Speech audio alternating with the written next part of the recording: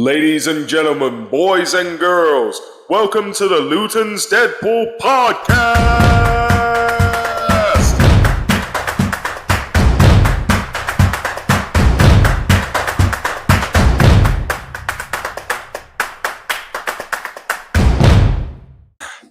Hello, everybody. It's me, Luton's Deadpool, and this is the Luton's Deadpool podcast. And as you can see, we've got lots of guests today. I'm not used to having so many guests, but this is going to be really fun. The people that we've got today all work here at Blenheim Crescent Medical Center. Biscuit Group Practice. Did I not say it right? Blenheim is a part of that. Okay, well, it was good enough, right? Because people can Google that, right? Good. I'm going to put the Google up so you can see what I just said.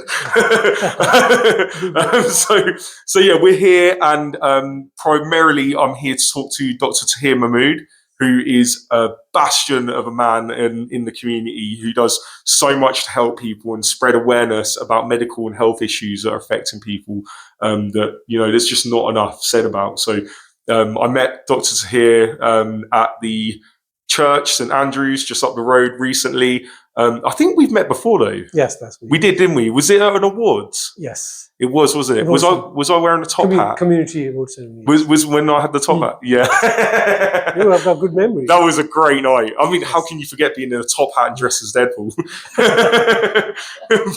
but yeah, no, it was a great night. But obviously, seeing you in the community, and you've won awards, and you've done so much that's helped people in a genuine, and not only that, but you're a GP as well, and you look after people in a face-to-face, one-to-one level as well. So everybody at home that's watching, give a big round of applause to Dr. Tahir, because he's a genuine. There should be a statue of him somewhere in Luton. So yeah, anyway, I've talked enough, so I'm just going to hand over to these guys to all introduce themselves and tell you guys a little bit about what's going on here at Blenheim Crescent Medical. Did I say it wrong again? I'm so sorry. Biscuit Group Practice. Yes, Blenheim Medical Center. So, thank you very much for coming today. I know you're very busy. You've been around everywhere, and you took special time for us to come. And this time, because this time we were slightly less busy. So, thank you very much for coming here and broadcasting us live from our Biscuit Group Practice from Blenheim Surgery, which is our headquarters surgery, just on top of the Biscuit Road. My name is Tahir Mehmood. People who don't know me, I'm one of the doctors working in the NHS for the last 20 years or so, and I love my community. I do a lot of community work, but most of my work is supported by my team, like they're sitting down here.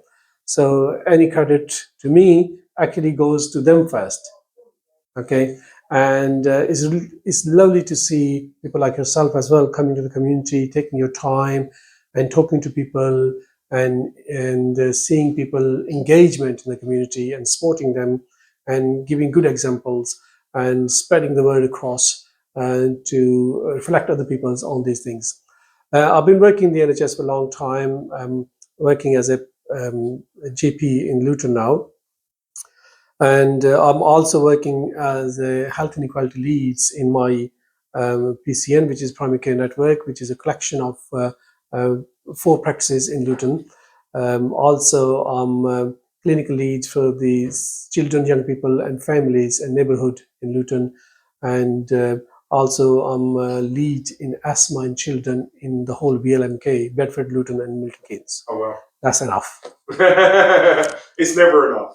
Firstly, but yeah, please, Elaine, if you'd like to introduce yourself. I'm Elaine O'Sullivan. I work here at the Biscuit Group Practice. I'm actually project lead for the Equality PCN, which the practice belongs to. I was born and bred in Luton, along with my parents. I've lived here all their lives as well.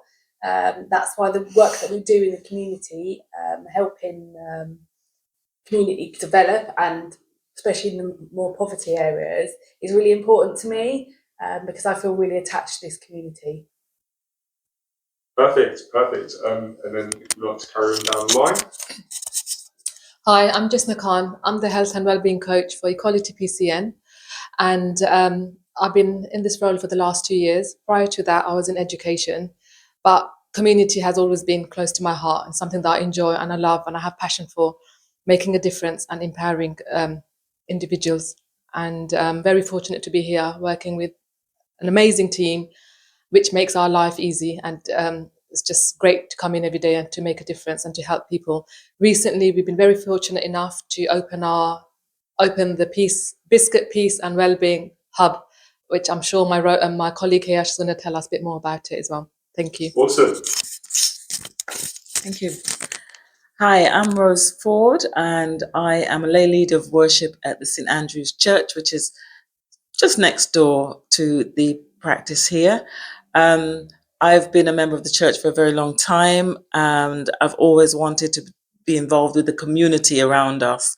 It hasn't happened until now, and it's amazing. I've found a niche in the Biscuit Wellbeing Hub, and working with the community has been an absolute pleasure. So much so that we're looking to do so many things that myself and Justna, we're just like, oh, are we going to do this? Yes, we're going to do this because we're going to make Luton great again. Because I came to Luton in the early 80s, 81 I came here, and I started working in the community in 82-ish when Starlight Youth Club used to be still around. And we used to have, just like we're doing now, lots of workshops with different things, sold out, was always full, people were always interested. That seemed to have died down a lot in Luton. So it's great to actually see it now starting up again. And I'm happy to be a part of it. And seeing people coming out of their homes for the first time, you know, enjoying activities with other people, socializing, exercising. It's amazing. I'm happy to be a part of it. That's awesome. Yeah. You know, part of why I knew that there was something special here is because obviously I know your work very well, and Elaine, like we've known each other for a little while now, haven't we? That's right, isn't it? In fact, actually, I'm coming back to you. I want you to tell people how me and you met, because I love when. For me, when I meet people, it's like it's really cool. Yeah, it's really unique for me. I get to meet so many different people. When people meet me, there's always a weird story attached to it, or there's something, or it's just overly normal, and it's actually quite weird that it was normal for you to meet Deadpool. And I always like to hear, you know, what it was like from your perspective, like, you know, when, you know, because most of the time people come in to me and they're like, I think they think I'm crazy. No, I'm crazy, but you know what I'm saying. Anyway, I'm going to shout again. There you go. We met at Barton Rovers because unusually I'm a female coach of a football team there, and you came for a charity fundraising event. Was that the one where it was a giant film and I was dancing? Yes. Yeah. So I think we were fundraising for Keech, and it was just after COVID. Yeah, that was it. So you come along to that one of our events and unusually dressed as a superhero, so massively popular with all of our children. And I think you've come to a couple of things now at the club there. Yeah. So that's was our first meeting, and now we've met since in all the community projects that we've involved in Luton and some of the events here. Yeah. So, perfect. That's always my favourite way of when I meet someone, is not just like you know, I meet a lot of people just randomly on the street, right? And they're the best stories when I bump into somebody and then a year goes past and then, you know, we're still like interacting, but the first weirdness is just brilliant. But when I go to actual events and I meet people like yourselves there, like you yourself as well, we're there for a reason. We're there because we want to help people. And one of the things I really struggled with, I don't know about you guys, but I really, really struggled with this, and this is what got me into community work, was that I felt like the world was really hopeless and there was nothing out there, and that I felt so alone that I wanted to do more, but I didn't know where to start, and I didn't feel like there was anyone else that wanted to.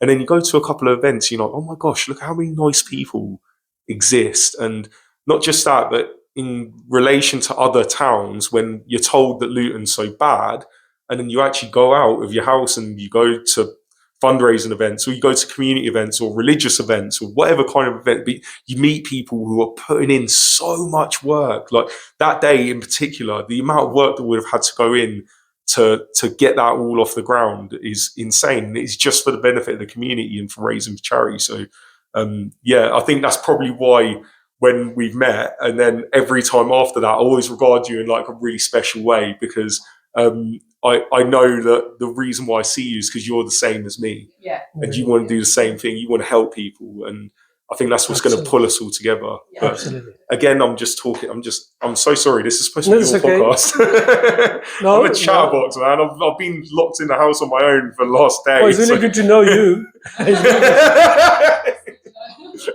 I'm so sorry.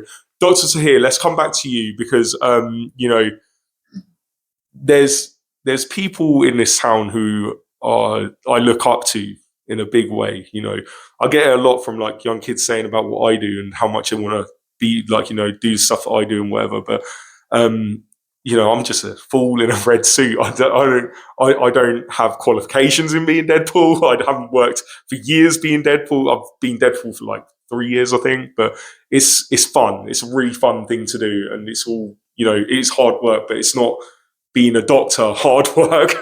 And when I see people like yourself, who you're doing such a high intensity job already, but yet you devote so much of your time to other people as well, and you're a family man as well. You know, you've got a ton of stuff that's going on, but yet you're able to do this. So what inspires you to? I think you're underestimating yourself, the work you're doing in the community, raising awareness, going to the events, and clicks people positively, which is very, very good. Not everyone can do this.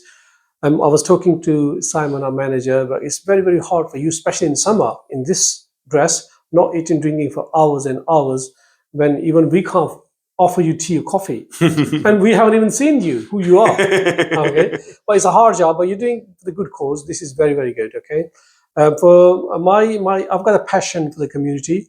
I've got a passion to improve the social aspect of my people, my community. What does that mean? That there are so many things. There are discrepancies. There are inequalities in the communities, which could be better improved by the mixture of government as well as the individuals. So government is doing whatever is possible, but as an individual, I've got responsibility to look after my patients, look after my community, look after my family member, give them advice, and protect them from harm, and make awareness for what I see is coming up. For example, I've been promoting cancer awareness. Some cancers are preventable and can be easily directed at early stage by doing screening. So I go to faith groups, mosques, churches, temples, all forums, talking to people frankly in their own way, relating to them, tell them, look, this is the way this service is there, please come and do, and ask doctors, go to surgeries, and don't ignore the messages, and get screened. And if we find any cancer at earlier stage, then there's a lot of options available. Currently, we're doing prostate cancer, especially on the men's. Men's are particularly bad, including myself. We don't tell things about ourselves until the things have gone wrong, Yeah. or water is above the bridge. Then we realize. So making people aware that this service is confidential and available readily, is a free service available, just going them, poking them, and asking them, motivating them to come to the surgeries and do something about it. This is my basic work to do. Then I do work with the young children who are the victims of knife crimes. Their families are the victims of knife crimes. They go through horrendous time, not only one day, not only 1 week, years and years and years. Their lives cannot be reverted. Their lives cannot be changed. And if you listen to their stories, your heart will come out. Okay, and their life is dead after the being victim, and even not with that child, the whole family, the parents are soulless moving around because they can't see the children suffering. So this kind of things I wanted to make awareness. I go to young people, talk to them, and tell them, pick your life, not knife. Yeah. Okay, and we do a lot of good things about that, and we are very fortunate that this project we're going to start from the next door St. Andrew's Church. Forde is sitting down here. They're already working very good things. They're converting knives into the gardening tools. Yeah. You might have seen that. Yeah, that was really special So, when we was yeah. there recently. And giving children to plow the field, Yeah. not harm other people. It's such an innovative, it's such a good Yeah. things. So I think there's a lot of people that are doing a lot of things. So we're working together, in this specially Biscuit Wellbeing Hub, which is a kind of pilot project. It's a very unique project. You might have not heard anywhere in the UK where the NHS surgery and NHS PCN I'm talking about, with the faith group like St Andrew's Church and the councils are working together in a multi-dimensional way to support community, like reducing the carbon footprints, raising the garden in the middle of towns where you don't see any garden, you don't even see few trees, or you can't see these. You don't believe in trees. But now we're making people believe in trees, gardening and growing plants, growing fruit, and also so many people coming from the community, vulnerable people, special need people, women are coming, children are coming, school children are coming, and so many people are coming community in different ways, and they're getting engaged in positive way, and they learn from us and we learn from them. And now this kind of work is going on. We celebrate every occasion, like we celebrate Easter in the church, where loads of people they came. You were there. Yeah, that was beautiful. Yeah, beautiful things, and more things are coming up. So we are all working in a good team. We are very fortunate that we all share the same vision, and we're mind alike, and we love people, we love our community, and we're breaking barrier to work together. So this is the basic thing we're doing in the community. Yeah, I can't agree more with what you just said. I think it's, do you know what, that day for the Spring Festival in the church it was a very, very special moment for me personally. I mean, with what's going on at the moment in the world, in terms of Gaza and the horrific crimes are being committed across the world in various different countries, and there's a lot of hate and there's a lot of pain in the world. And the thing that I think heals it and brings us all together in moments like that day, I mean, to see Muslim scripture being read in a church and then it being celebrated between Christians and Muslims, that's something that the media doesn't want you to see. Never see. They don't want you to see that we're in unity together. They want you to see that we're apart. And I don't know what their agenda is for that. All I know is that it's not the agenda that serves the people. And what serves the people is us coming together and breaking bread and making things together and healing our communities. Yeah, this is Luton. Yeah. Muslim children going to the church and they are reciting verses, Quranic verses in front of the audience. Yeah. And church is allowing them in a good faith. Yeah. This is Luton. You see the love and the passion of the people over there, whether they're Muslim, non-Muslim, Sikh, Hindus, all diverse community was there. Yeah. And they were supporting each other, they were loving each other, hugging each other, talking to each other, and feeding each other. So this is atmosphere you will never see. But we are providing this kind of platform to all the communities, everyone in the neighborhood working. Come and talk to us, come and join us, give us some expertise, give us some advice, take our expertise, and learn from the mutual experience. One hand washes the other, right? Like that's what right. we've got to do. It's the only way that it gets done. Sadly, when most people think about faith and is that a car outside? Thank you. We can shut that. No, don't worry about it. It's cool. Don't worry. No, it is really sad that what people kind of associate with Luton when you talk about faith or you talk about politics is this straight way to come up with. I'm not going to say his name because he doesn't deserve to have his name said, but Mr. TR. Yeah, I think we all know who I'm talking about. He doesn't. I would never ever put his name out there and promote that man in a positive or negative way. He doesn't deserve any press whatsoever. All he does is divide us. That's all he does. He's an instrument to divide us, and sadly, because he's got such a big air horn, everybody can hear him and see him. And unfortunately, little people like us who are doing the good work and we're bringing people together and we're doing it with love and community in mind, we just don't get that kind of attention. And it does make you question what is wrong with people, right? Because that is something wrong. I see a lot of people talking about how toxic Twitter is or, the different social medias, right? And the truth is it's not toxic at all. The toxicity comes from ourselves, right? So I found this from when I became Deadpool. It's actually really fascinating because beforehand, I was like everyone else on Twitter and on Facebook and whatever.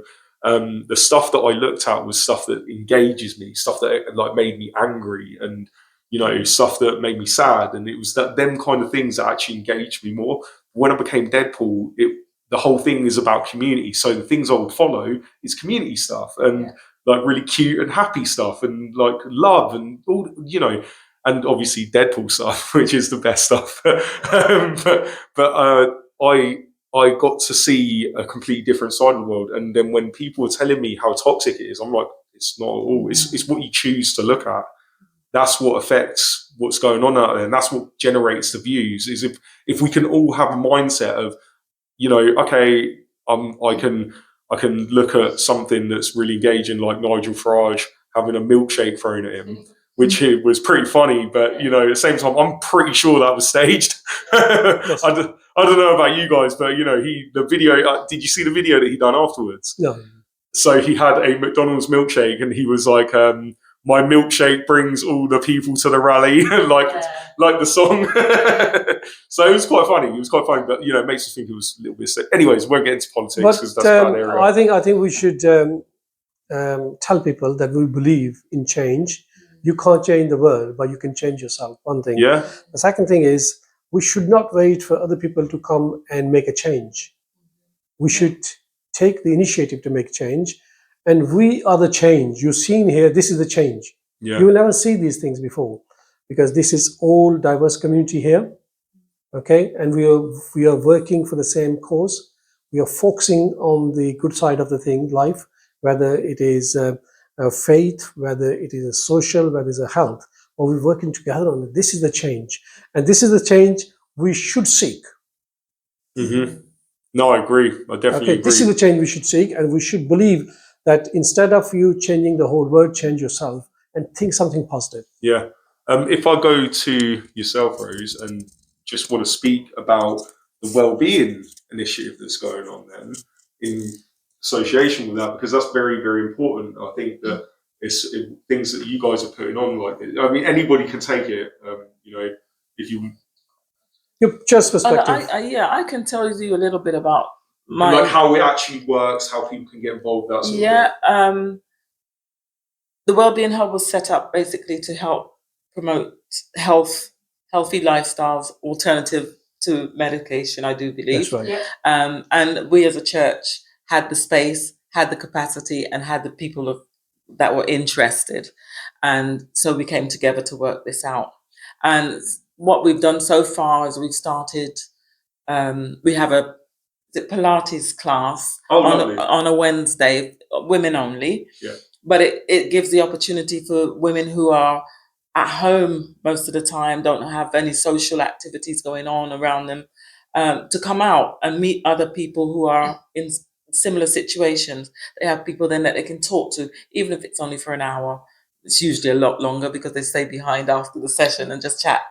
But so that's one of the outlets for those people. The other thing is the gardening. We have the gardening. We have a gardening expert that comes and shows us how to do the right things, and we're looking at doing everything, making it eco-friendly. So we're looking at how to plant things, what plants to use, and everybody's learning. When we had the Spring Festival, it was so amazing because so many people came we had a plant swap. And people just came with plants, and they didn't only talk and hand over the plants, they talked to people about what they did to get the plants to where they were, how they do their gardening. So it opened up conversation, and it gave people an opportunity to be free and relaxed and talk about things. So I think as an alternative therapy, it's an absolutely positive way to go. Justna and Elaine are more involved in the setting up because the people that take part are their clients. So I'll pass over to Justna, and she can tell you a little bit more about it. But I think we should also tell that church has been hosting our piece of work for many years. Soon after the COVID, we realized that people are suffering with social isolation, especially people elderly, who their family members died, their friends died, they couldn't go out for years, their memory was vanishing away, they had really, really bad health problems, and they were seeing the negative outlook of the life. So the surgery took initiative to call those people outside, to break their social isolation, give them some kind of exercising, sitting on the chair, and we spoke to the church, and church was very happy to accommodate. And once a week, people will come with a therapist in the hall, sit down there, do some kind of exercise, sing a song, chat to each other, meet their friends, old family members, all these kind of things. And that went well. And then last year, when new priest, Father Luke Larner, took over, he invited me on the ceremony, and we talked about that. And he wasn't thinking I was serious, and I wasn't thinking he was serious to take the board. But look at this, he was dead serious about that. And then since then, we had a meetings and we started this basically Wellbeing Hub. No, I think it's such a brilliant idea, honestly. But yeah, if Justna wants to. Thank you. I've been working with this PCN for the last coming up to 2 years now. And when I first started as a social prescriber, I really struggled for this cohort of patients, especially in the biscuit ward, because there was nothing for this Please cohort. tell them what social prescriber is. Yes, please do. I know what one is, but yeah, some people might not know. Social prescriber is non-clinical. So when patients come to see the GP, and if it's non-clinical, they get referred to us. And like I said, my passion for the community, I would want to say, not the best, but I do know a lot of things about the community because of that love and passion that I had. Yeah. So I am able to signpost them or support them in whatever field that they needed. So that was one of the first roles that I came into the PCN with. But I really struggled with this cohort of patients because, one, the diversity, they don't drive, the language. So it was very difficult for them to access some of the lovely things that are happening in Luton. But unfortunately, it was not working for this cohort. So working with my patients and my colleagues, we realised the shortfall and the gap that we needed to fill. Hence why this hub is just amazing. It's the best thing that has happened, and I'm really happy because I'm not sad or frustrated. I know what to do with my patients. Send them next door, and they're happy and they're flourishing. Yeah. And we provide multilingual. We've got different languages, and we've got something for everyone, all background, all religion, everything. I actually had the privilege to give letters to some of my young patients that had to take time off work to attend some of our sessions at the church. Because why is it they have time off for depression or anxiety or quick to go to the chemist to get antidepressant tablets? Why can't they not come out for these wellness sessions, Pilates, pure stretch sessions? And straight away, and I said, if your employment is what's not allowing you to come, I'm happy to write that letter on your behalf. And it actually worked. It actually worked for some of our young patients that actually attend our sessions. And from there, this space is not for us, it's for the community, it's for the patients. So we take on board what they want. They wanted a women's wellness session, we delivered. They want Tai Chi sessions, this is what we're going to do. And for this summer holidays, we're going to take on board, help those children that are in temporary accommodation or living in a hotel who don't have access to the Greenery Park. We are going to be setting some special family trips for these families, patients. We don't change individual, we change the whole family and the community. So for me, it's like there's no barrier for the referrals that come to my direction, because there's one way or another that we can support them. That's how we make a difference. And these exercise sessions leading to another thing. From there, we're going to do women's self-defense. We're going to do community, family events, Tai Chi sessions. We're going to use dementia. We do monthly coffee afternoon with the biscuit councillor, Tamina Salim, who is now the mayor. Again, it's like everything starts from good intention. We all had a good intention, and now look how this is flourishing. To have the mayor on our side, to have her support and her passion, it's just something else, and it's just amazing. And I'm just very fortunate to be here where I am at the moment. And going back to our gardening sessions that we have twice a month, those gardening sessions, it's just amazing. It's like one thing is leading to another. We're promoting green social prescribing. It's something that I have never done before. It's just something different. We're doing group therapy now, which something that I've never done before. Or I don't know if anybody else, any other PCN has done. We're doing group therapy where one patient is supporting the other patient. We're all coming together, learning from experiences, learning from each other. So I think we're very fortunate, and just watch the space. We are going to be growing. I think we should emphasize on this, that many people, they have problems, but your problem do not need a tablet. Yeah. You need a social pill. Yeah. And that social pill comes through social prescription. What we do, we refer you to social prescription. These expert people, they have catalog of services available for you, like free swimming, free gym, gardening, skills, language classes, going to Pilates, everything. And it is fully funded.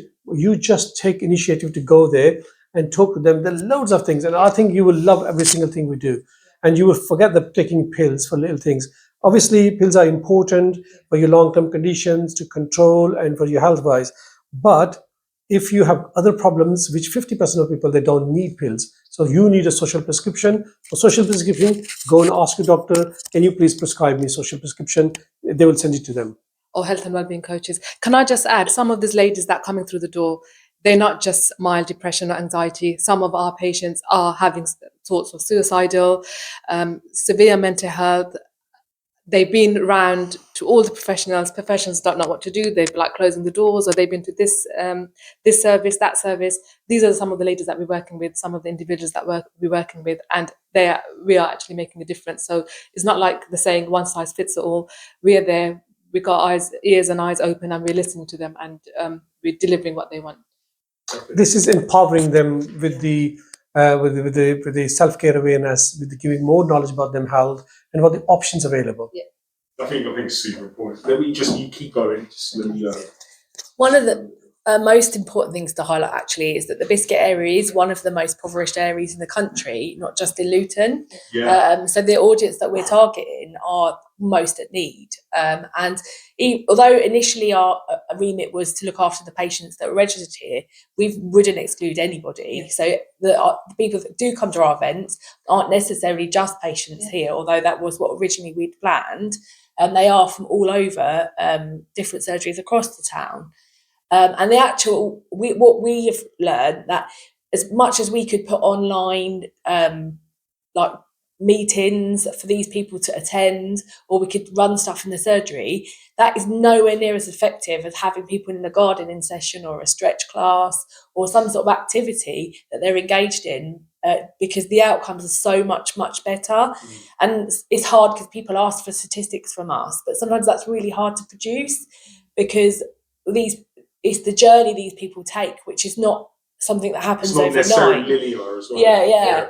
And even by helping some of the women, especially the ones that have had quite severe mental health issues, they're often family members. So they've got children or their grandparents that are supporting the younger ones. So just by helping that one person, you're sometimes actually helping whole families, which is another thing that is really hard to report on.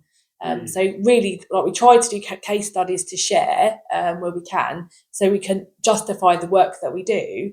But that's kind of a challenge for us, because we can't put it into statistics sometimes.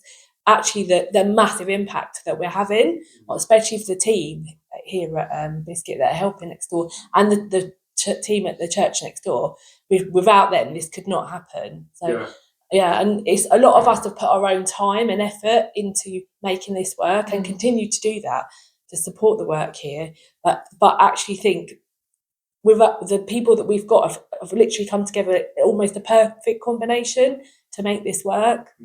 Yeah, I mean, if I could just come back on and just say, everything that you guys are saying is exactly what I try and do within my own men's mental health group, what I run, X-Force CIC. We meet every Tuesday, 6 p.m. on Teams. We are moving to face-to-face, but it's just process of location, stuff like that, accessibility for people. I'm very much the same as you guys. I want there to be a very low barrier of entry for somebody to be able to join to get help.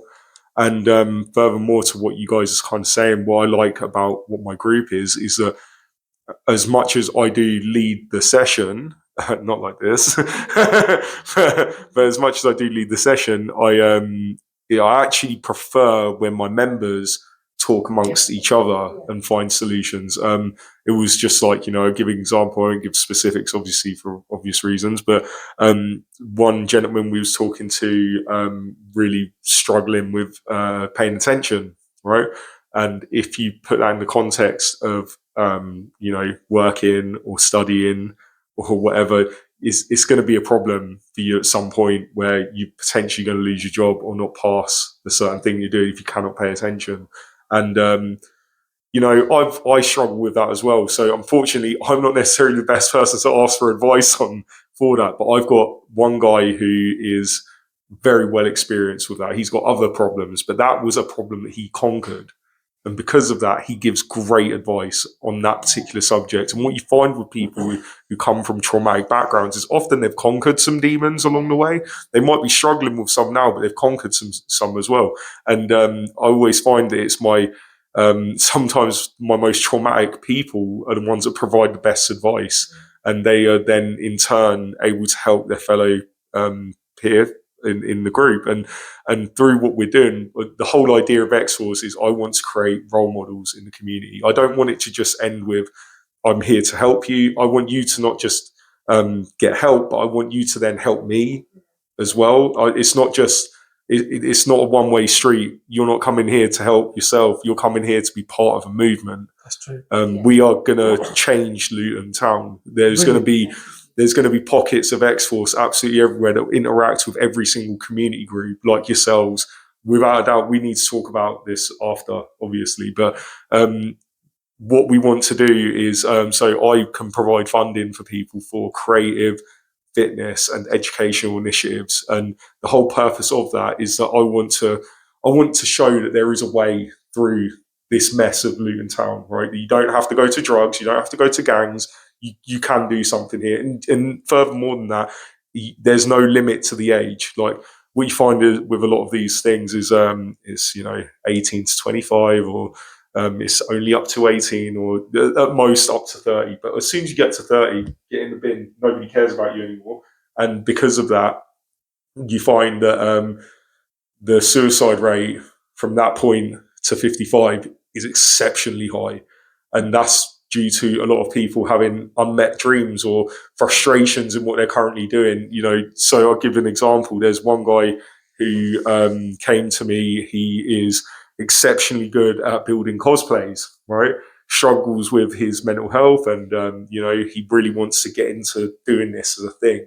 But to do that, it requires money, it requires equipment, it requires him to commit time to it as well. So at X-Force now, we are going to fund this man to make cosplay suits, and he's going to now start to produce a portfolio of work. And then he's also going to sell them through X-Force, which will then fund X-Force to go for more cool pursuits where we can help people achieve their dreams and get into that right path. And hopefully this man will be a recognisable figure within Luton who sells cosplay. And I know to most people it's like, oh, whatever. But for him and for me, I love the stuff that he does. And, I want him to become a role model to any other people in Luton who aspire to create their own costumes and then they can see that there's a way, he created a path. This is the way and he can show you. So that's kind of what we're all about. And from the sounds of what you guys are doing, it's basically the same thing. We want to embolden our community rather than, just give them a pill and tell them to. Things that I wanted to There you say. go. Yes, I thank you. wanted to say about all of the things that have been happening in the community with us as the church and with yourselves as the health centre, seeing so many people coming from all different areas, from all different experiences, coming together. And it's been absolutely amazing to see, especially when we had the Spring Festival, the diversity in the room and people just talking to each other. It's been so amazing. Justna and I always say to each other, we're going to put Luton back on the map. We're going to do this. We're going to sort this out. And I think this is happening. As Dr. Mehmood has said, we change ourselves and the others will follow. Yeah. And that's what's been happening. And the groups are growing faster and faster every single day. And because of that, we also felt, well, let's showcase Luton. Let's show people that there is all this positivity within our communities. So we're going to host a cultural day in August, bringing together all the communities, the taste of all the communities in one place, and show people that Luton isn't the bad place that we hear about on the news. It's not all doom and gloom here. Isn't it just so frustrating? It is very frustrating. I just did my last interview was with the University of Beds, right? We done in their film studio. Do you know what? I'm really sorry to you guys because we're following on from they had TV cameras and lights, and we was there for about an hour setting up, right? Like this is how it was amazing. It just came out this morning, so please give it a watch because it was very cool. And unfortunately now we're on my phone with two little microphones, so I apologise. But getting the job done though. This is we're talking about inequalities. Okay, because there is an unfair distribution of resources available. Okay, that's coming back on this note because the mental health is on the rise. Okay, so many children, so many families, they suffer with mental health, and once someone got mental health, their life is done. They can't do anything. So the community effects at the end of the day. So mental health and the area of physical health we're talking about. The area we're sitting down here, people die 10 years younger than people in the Barton Hill area, Caddington, Stopsle area. Why is that? Health inequalities. Cancers, thousands of cancers are missing. We are chasing people to get screened them. Thousands of cancers are missing, and we diagnose cancers at the fourth last stage. Many people. We don't want to go on that stage.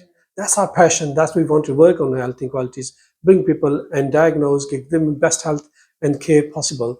Mental health is equally and more important than anything. If someone's got mental health problems, they die with a heart attack, they die with a cancer much younger than the rest of the population. Can I ask actually, because this is something that I've been looking at quite a lot recently with neurodivergency. I don't know if you know much about this in terms of drug abuse. Do you know much about that? I keep asking people, and I know we're in the middle of a podcast, so I should probably save this for afterwards, but it's something that's I'm really curious about, right? Because people who are neurodivergent ultimately suffer with mental health probably far more severely through just feeling as being outsiders or excluded because of the difficulties. Like, I suffer personally with, just very recently discovered that I'm dyslexic, I have ADHD. I didn't know any of this in school, so I really struggled towards the end of school. And with the ADHD at work, it was a real big problem as well. And yeah, I mean, it's funny when you have these kind of issues, you tend to be around people with these issues, like a magnet for it. Most of my friends have some sort of issue going on, some kind of disorder. And it's true though. And when I speak with them, there is a ton of drug abuse. When it comes to that, and when I speak, it always seems to be that it's like a hole that they're trying to fill, and this happens a lot with drug abuse. But it's a question that I keep coming up with. I think it's I think neurodiversity is now people are more aware of this, okay, and it's extremely complex issue, and there is propensity of getting into mental health problems when someone's neurodiverse, and these people are more vulnerable. Yeah. To become a prey to everyone, whether it's a drug dealers, whether it's any other abuser, okay, and domestic violence. So these special needs people, they have got some problems which are not sorted and they're not supported and not diagnosed properly. You say that you diagnosed just now in school age because at that time there was no even conversation. No formal real diagnosis of it. And still this service is lacking in this community. Still there's a lack. So we are facing not only this problem, we are also facing the unequal distribution of resources, which is like Luton's a marmot town. Luton needs more health investment than any other town. Yeah. Okay. But investment in the Luton is not that great. And distribution of resources is not good. So that's why the children in Luton, they do suffer a lot. And Luton has got the most young population in the country. That means they need more younger people, young people friendly service. Yeah. And which is not the case. And that's why when there's a poverty, it brings all sorts of problems. It brings criminality into it, knife crimes, health problems and everything. When you realize it, things are gone. Yeah. So it's better to invest it now rather than late, because once you invest it late, there's no point investing late because it's going to be too late. You need to save the generations now. You need to save Luton now rather than after 20 years. Yeah. There is a need for more investment in young children and mental health in Luton now, and also the cancers community centres now, then after 10 years. If you save one cancer now, and people will be able to get back to their life, they generate the revenue. It's going to be good for the country's economy. If you save 100 cancers now and then you save the money, but if you want to do after 20 years, you're not going to save money because you have lost generations. Yeah, so true. So true. Obviously, do you know, I know we would probably love to keep going and going and going, and this is not enough, the time that we've had together. I'm very aware of time. We are in a doctor's surgery after all, and there's people to save. So I'm not going to take more of your time. But what I will ask is, because this is so important, everything that we're talking about is so important. And I think that obviously I get to talk with really cool people about certain subjects, but it's very rare that I get to talk with such esteemed people who are doing such great work in the community about what's going on in health and fitness and well-being and things that people can do. Just even advice, talking to you guys is great. So I think what we should do is maybe once a month or once every 2 months. How about we do a podcast? Yeah, if there's any need, well done for that. Health and bring a well-being topic. podcast with Bring a Deadpool, topic. Dr. Mahmood, Yeah. Elaine, Justna, and Rose. Do you fancy it? You up for it, Rose? Yeah, they're all experts. Let's go! They're all Let's experts. go! Yeah. Okay, awesome. So yeah, like I say, I won't take any more time. But I suggest that you come to when the hub have got some event. Yeah. You talk to people directly about this. I'd love and to. you'll see how people's life has been transformed. Yeah. How this little activity has changed people's life. Do you know what? We could do a mini documentary. Yeah. Definitely. We could do a mini Give you an documentary. official invitation to our Oh, cultural I day would on the love 10th of it. August. I would love it. I would love it. Yeah, that's perfect. It's yeah. You won't be able to recognize Rose at that time. Oh, She yes. will be wearing sari, Asian dress. Oh, really? Sorry? I have, and I went and bought the blouse yesterday. Oh, So I'm lovely. ready. All ready to go. All ready to go. Lovely. I might wear one as well. Put this date in the diary, please. Please. Sorry? We will send you an invitation, but this is the diary date. Yes. 20th of August, isn't it? There you go, people. 10th of August.